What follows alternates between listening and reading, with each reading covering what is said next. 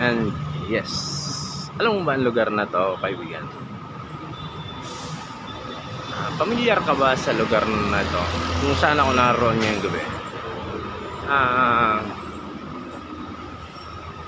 FYI guys, nandito tayo ngayon sa may part ng PGH, Philippine General Hospital, na kung saan ay meron na tayong halos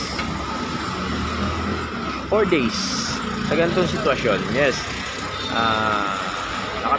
nakatambay tayo dito for 4 days at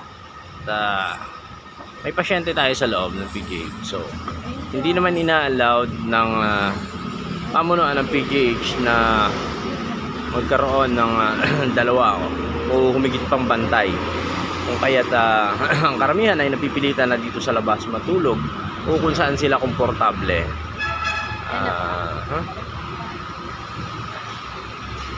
Guys, i-elaborate ko lang yung sinasabi ko. Hindi po natin sinisira yung magandang imahe ng PGH sa yung kanilang serbisyo na napakaayos naman sa mga panahon ito.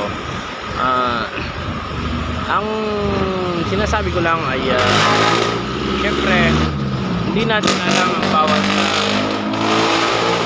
bawat kwento ng mga taong narito. So at hindi na rin naman natin kailangang alamin ang kanilang mga kwento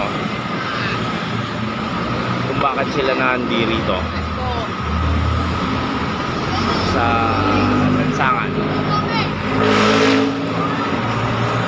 Ang lahat ng nandito ay may kanya-kanyang kwento, pero syempre may mga halintulad akong kwento dito. Nandito po ang inyong lingkod, si Gubat Official Vlog.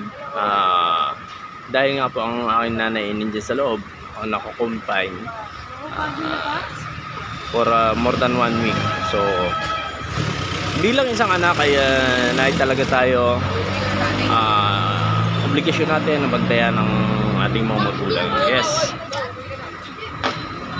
but ang main concern ko dito ay siyempre yung kalusugan ng bawat isang mga narito at nagpapalipas ng kanilang gabi sa lansangan. Katulad ng inyong lingkod ni Gubat Official Vlog ay nandito rin ako. At pangatlong gabi ko nang ginagawa ito dito, na kung saan may komportableng lugar para sa inyong lingkod, ay mas pinipili natin na matulog doon at magpalipas ng gabi. Isang sakripisyo na ginagawa natin ito